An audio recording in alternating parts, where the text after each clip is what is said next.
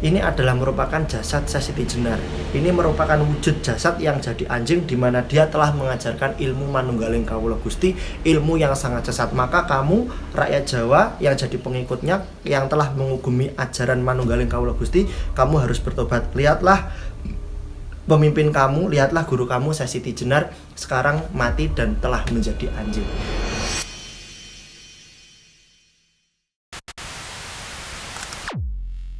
Oke teman-teman, assalamualaikum warahmatullahi wabarakatuh. Semuanya dimanapun teman-teman berada, Om Swastiastu, Namo Buddhaya, salam kebajikan, Rahayu Sagung Dumadi. Nah, di video kemarin sudah kita bahas mengenai perjalanan Sunan Kalijogo sebagai salah satu wali songo yang sangat tersohor di benak masyarakat Jawa, yang sangat teringat dan selalu membekas di hati masyarakat Jawa karena beliau memang dekat dengan masyarakat Jawa. Lalu saya menyinggung sedikit mengenai kisah Syekh Siti Jenar, di mana beliau adalah bukan salah satu wali songo, tapi kehidupannya itu dekat dengan sirkel wali songo, dan kemudian beliaunya Syekh Siti Jenar dihukum mati karena dianggap ajarannya itu sesat, yakni manunggaling kawula Gusti yang menganggap dirinya itu Tuhan.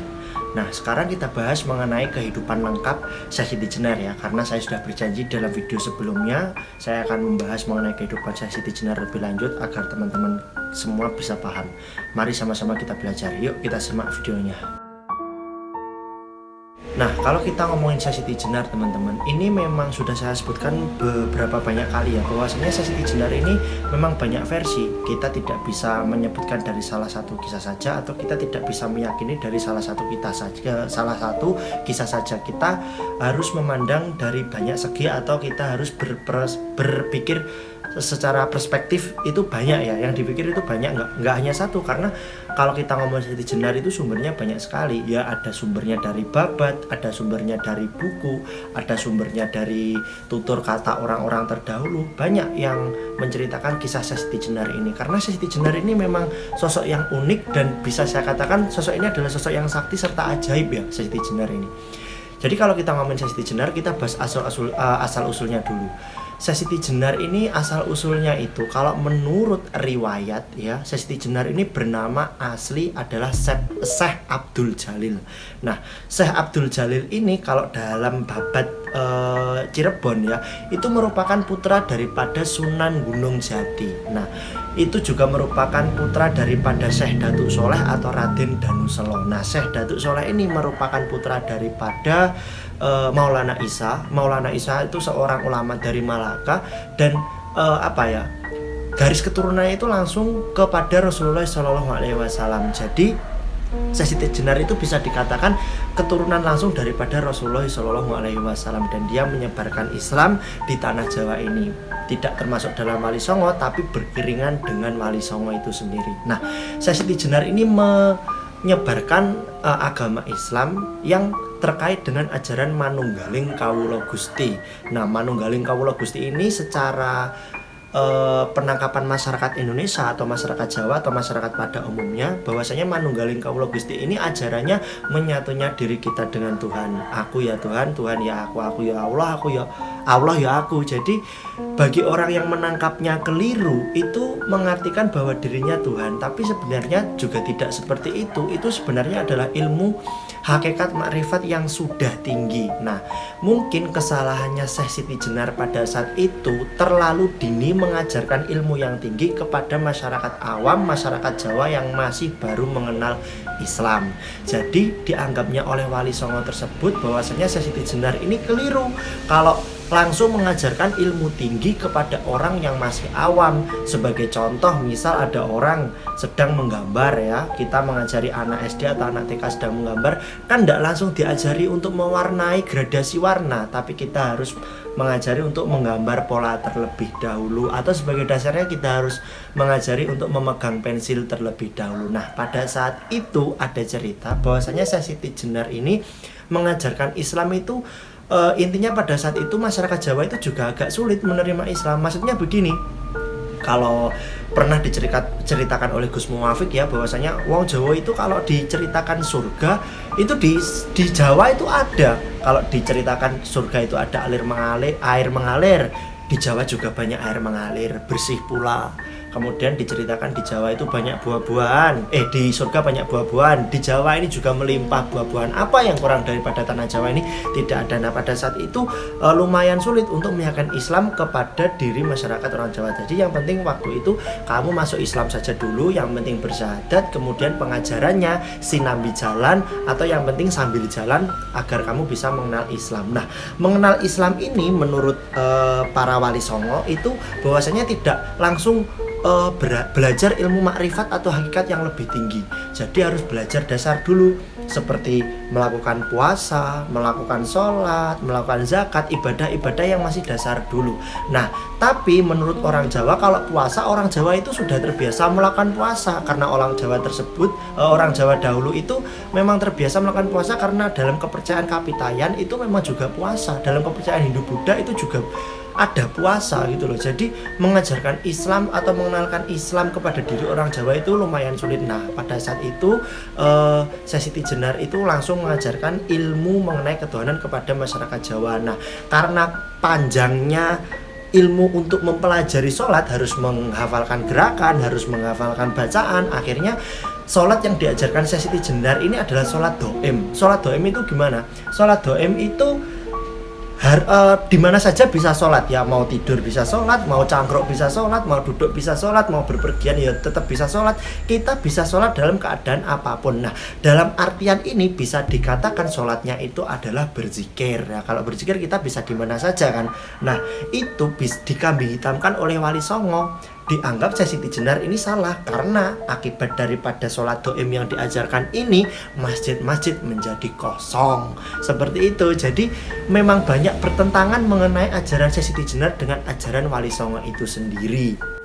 Ajaran daripada Manunggaling Kawula Gusti ini tidak serta-merta bisa diartikan bahwasanya aku adalah Tuhan, Tuhan adalah aku. Tidak, itu ada beberapa versi. Itu yang pertama ya, versi yang mengatakan bahwa Manunggaling Kawula Gusti itu adalah aku adalah Tuhan, Tuhan adalah aku. Itu versi yang pertama. Versi kedua adalah Manunggaling Kawula Gusti itu bisa diartikan menyatunya rakyat dengan raja. Nah, saya akan loncat cerita. Syekh Siti Jenar ini dihukum mati karena ajaran Manunggaling Kawula Gusti tersebut. Ini dari sisi agama, dihukum matinya dari sisi agama. Tapi dari sisi segi politik itu ada. Manunggaling Kawula Gusti itu diartikan menyatunya rakyat dengan raja. Nah, pada saat itu pemerintahannya adalah Demak Bintoro. Nah, jadi banyak desa atau suatu wilayah yang dinamai dengan nama Lemah Abang, Desa Lemah Abang. Nah, Manunggaling Kawula Gusti yang ditangkap dari sisi politik menyatunya rakyat dengan raja adalah tidak ada jarak antara rakyat dan rajanya, di mana rakyat tidak harus mengirimkan upeti, di mana rakyat tidak harus mengirimkan pajak, di mana rakyat tidak harus membayar kepada pemerintah setiap tahunnya atau setiap bulannya sebagai wujud pajak. Nah, hal ini dianggap bertentangan dengan aturan Raja Demak pada saat dahulu kala. Makanya Syekh Siti Jenar ini dianggap mbanggel atau dianggap mbalelo, yakni mengujuk-ngujuki rakyat, mengajarkan Manunggaling Kawula Gusti bersatunya rakyat dengan raja yang tidak mau membayar pajak. Nah, akibatnya kan kerajaan ini rugi. Nah, oleh sebab itu masyarakat-masyarakat di Desa Lemah Abang tersebut yang merupakan komunitas perwujudan daripada murid-murid Syekh Siti Jenar yang tidak mau membayar pajak tersebut langsung intinya ya tidak dianggap. Kemudian pelopornya Syekh Siti Jenar ini langsung ditebas, dihukum mati. Itu dari segi intrik politiknya seperti itu. Kalau kita ngomongin hukuman mati terhadap Syekh Siti Jenar ini juga mempunyai banyak versi. Hukuman mati yang dilimpahkan kepada Syekh Siti Jenar atau dijatuhkan divonis kepada Syekh Siti Jenar itu ada yang mengatakan Al-Gujunya ada Sunan Giri, ada yang mengatakan Al-Gujunya adalah Sunan Kalijogo, ada yang mengatakan Al-Gujunya adalah Sunan Kudus. Bahkan diceritakan di dalam Babad Demak dan Babad Tanah Jawi, Syekh Siti Jenar ini meninggalnya ditusuk dibunuh di Al-Gujo oleh Sunan Kalijogo. Kemudian langsung Syekh Maulana itu menyuruh Sunan Kudus untuk mencarikan anjing. Anjing ini merupakan anjing yang kudisan, ya, anjing yang buruk rupa. Itu jasadnya Syekh Siti Jenar ini diambil, kemudian digantikan oleh anjing tersebut tanpa sepengetahuan rakyat dan masyarakat Jawa. Lalu setelah jasad Syekh Siti Jenar tersebut dipindah, diurus dengan baik, dimakamkan dengan baik entah di mana, itu gantinya kan anjing. Itu anjingnya diperlihatkan kepada masyarakat Jawa dengan maksud tujuan begini, ini loh kamu tahu, itu diceritakan sebegitu detailnya di dalam Babad Tanah Jawi. Tapi berbeda dengan Babad di Cirebon. Babad di Cirebon itu mengatakan bahwasanya Syekh Siti Jenar itu merupakan keturunan daripada Sunan Gunung Jati. Nah, padahal dalam Babad Tanah Jawi tersebut dikatakan pula ada beberapa versi yang mengatakan bahwasanya Syekh Siti Jenar ini dihukum mati oleh Sunan Gunung Jati. Padahal seperti tidak mungkin, karena di Cirebon sendiri Sunan Gunung Jati itu merupakan ayah daripada Syekh Siti Jenar. Masa ayah menghukum anaknya sampai hukuman mati, itu seperti halnya tidak mungkin. Kematian Syekh Siti Jenar itu bisa diartikan hanya intrik politik saja, karena beliau telah mengajarkan manunggaling kawula Gusti yang dianggap menyatunya rakyat dengan raja, sehingga raja tidak perlu mengirimkan upeti, dan beliau mendirikan pedukuhan Lemah Abang atau desa Lemah Abang. Banyak loh desa Lemah Abang itu ya. Di Cirebon juga ada pedesaan Lemah Abang, di Banyuwangi juga ada pedesaan Lemah Abang, di Wonogiri juga ada pedesaan Lemah Abang, kemudian di daerah Karawang juga ada pedukuhan Lemah Abang. Nah, yang paling perlu digarisbawahi pada pedukuhan Lemah Abang ini, latar belakangnya sama. Dulu ada salah satu wali yang mengajarkan Islam di sini, namanya Syekh Lemah Abang.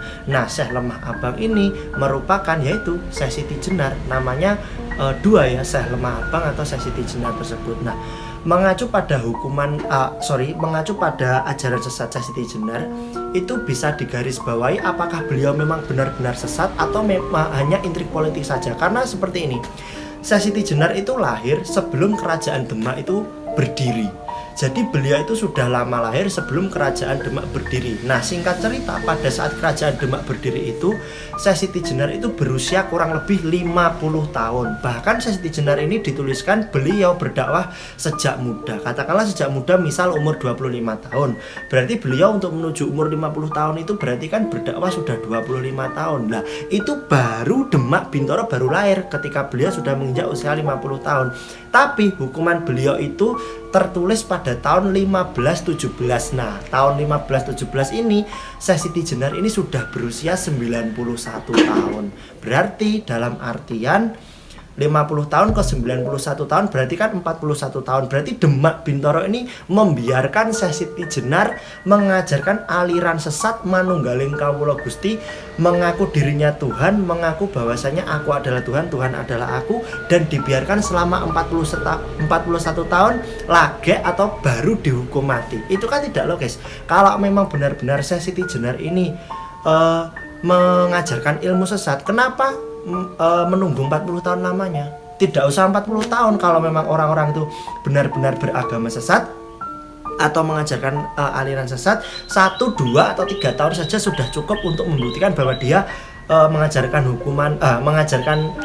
ilmu agama yang sesat, baru dia pantas dihukum mati. Tidak harus menunggu 41 tahun. Tapi kenapa kok menunggu 41 tahun padahal pada saat itu Syekh Siti Jenar berusia 91 tahun. Itu bisa saja menjadi salah satu intrik politik. Bahkan dijelaskan pada satu karangan ya, Kiai Haji yang berasal dari Tuban yang bernama Kiai Haji Abil Fado, bahwasanya memang benar Syekh Siti Jenar ini dihukum karena suatu intrik politik, bukan karena ajaran manunggaling kawula Gusti. Kalau terkait dengan ajaran manunggaling kawula Gusti tersebut, ajarannya memang benar, tapi karena masyarakat Jawa ini masih awam, masyarakat Jawa ini menangkapnya salah. Bicara mengenai kelanjutan hidup Syekh Siti Jenar, kalau ngomongin Syekh Siti Jenar masa hidup, apakah beliau menikah, apakah beliau punya keturunan, itu tidak dituliskan secara pasti. Tapi ada yang mengatakan bahwasanya beliau memiliki anak yang bernama Sunan Panggung. Tapi di sisi lain, dalam versi yang lain, Sunan Panggung itu dikatakan bahwa beliau adalah anak daripada Sunan Kalijogo. Jadi tidak tercatat siapa istrinya atau siapa anaknya, itu tidak tercatat. Tapi yang jelas Syekh Siti Jenar ini mempunyai banyak murid. Muridnya juga tersohor seperti Ki Ageng Pengging, Ki Ageng Wonoboyo, dan masih banyak lagi murid-murid Syekh Siti Jenar. Nah, yang perlu digarisbawahi, murid-murid Syekh Siti Jenar ini mulai dari Ki Ageng Pengging itu orang-orang yang intinya crash secara politik dengan Demak Bintoro. Nah itu kan perlu dipertanyakan, apakah memang benar-benar Syekh Siti Jenar dihukum mati karena politik atau dihukum mati karena ajarannya yang sesat. Itu bisa masih jadi pertanyaan yang luar biasa. Tapi beberapa ahli atau beberapa orang yang sudah meneliti kajian-kajian daripada Syekh Siti Jenar itu ada yang mengatakan Syekh Siti Jenar itu sebenarnya mati karena intrik politik daripada Demak Bintoro pada saat itu. Karena ya seperti itu tadi beberapa kali saya sebutkan, beliau mengajarkan manunggaling kawula Gusti, yakni diartikan menyatunya rakyat dengan raja sehingga rakyat tidak perlu mengirimkan upeti, dan rakyat tersebut tergabung dalam suatu komunitas komunal yang bernama Pedukuhan Lemah Abang. Jadi langsung saja Syekh Siti Jenar dihukum mati karena dianggap ngerusui lah, atau membanggel, atau membalelo, atau melakukan suatu ini bukan pemberontakan ya, intinya tidak manut lah, tidak nurut dengan aturan raja. Jadi beliau merupakan orang yang sangat berpengaruh, bisa mempengaruhi rakyat Jawa, beliau harus dihukum mati. Kalau kita bicara mengenai Syekh Siti Jenar, itu memang terbagi dalam dua versi atau dua cerita ya. Salah satunya adalah babat daripada kerajaan Demak atau babat Tanah Jawi, yang satunya adalah babat Cirebon. Nah ini berbeda bumi langit. Dalam babat Tanah Jawi atau babat Demak, Syekh Siti Jenar itu selalu diceritakan buruk dan dianggap orang kiri. Jadi intinya harus ditebas dan harus disisihkan. Bahkan di situ ditulis bahwasanya Syekh Siti Jenar itu merupakan orang yang asalnya itu dari cacing. Dari cacing itu kenapa? Karena beliau adalah hewan yang mendengar waktu si Sunan Bonang itu mengajarkan ilmu simpanan lilah atau kekeran Hyang Widi atau manunggaling kawula Gusti kepada Sunan Kalijogo. Nah si cacing ini mendengar, kemudian langsung jadi berubah manusia. Ya manusia ini namanya Syekh Siti Jenar. Nah itu diceritakan bahwasanya Syekh Siti Jenar itu tercipta dari cacing. Tapi ya apa ada manusia itu tercipta dari cacing kalau kita berpikir dari segi ilmiah loh ya. Padahal dalam babat Cirebon, Syekh Siti Jenar itu merupakan anak dari Sunan Gunung Jati, kemudian keturunan daripada Syekh Datuk Soleh, kemudian keturunan daripada Maulana Isa, kemudian langsung bergaris lurus kepada Rasulullah SAW. Itu sudah berbeda. Kalau di Cirebon itu memang Syekh Siti Jenar itu atau Syekh Lemah Abang atau Syekh Abdul Jalil itu memang hanya menyebarkan agama Islam daerah Cirebon. Tapi kalau di bagian agak ke timur, ke Demak atau babat Tanah Jawi, itu mengatakan bahwa Syekh Siti Jenar ini mengejarkan aliran sesat. Jadi memang sangat berbanding jauh. Nah, apakah benar Syekh Siti Jenar ini mengajarkan ilmu wahdatul wujud atau mengaku dirinya Tuhan? Itu memang ada benarnya, karena beliau dulu pernah berguru ke Baghdad, Irak. Di sana bertemu dengan Mansur Al-Halaj, di mana Mansur Al-Halaj itu orang yang menganut aliran wahdatul wujud ya, di mana dia mempercayai di dalam tubuh manusia yang hatinya bersih dari nafsu dan dosa, maka Tuhan akan bersemayam di dalam dirinya. Nah, itu karena kedekatan Syekh Siti Jenar atau Syekh Abdul Jalil ini dengan Mansur Al-Halaj, maka beliau diajari manunggaling kawula Gusti, dan ajaran manunggaling kawula Gusti tersebut diajarkan kepada masyarakat Jawa. Jadi memang ada dua versi terbunuhnya Syekh Siti Jenar ini karena intrik politik, juga karena beliau mengajarkan ajaran yang mungkin dianggap sesat atau belum waktunya diajarkan, tapi diajarkan sehingga membuat riuh ya pengajaran Islam pada saat dulu kala yang baru masuk ke wilayah masyarakat Jawa. Nah, terima kasih teman-teman sudah menonton video ini ya. Saya mohon maaf kalau ada saya salah kata atau saya ngomongnya belepotan ya. Ini semua cerita saya ambil dari beberapa sumber, tentunya sumbernya juga kredibel, ada makalah, ada buku dan sebagainya. Kalau kalian punya cerita mengenai Syekh Siti Jenar ya, bisa diskusi di kolom komentar atau langsung gabung di tweet saya @galolanovam. Di situ saya selalu meng-share mengenai beberapa sejarah Tanah Jawa atau sejarah orang-orang terdahulu. Oke, terima kasih. Jangan lupa subscribe, like, komen. Assalamualaikum warahmatullahi wabarakatuh. Rahayu Sagung Dumadi.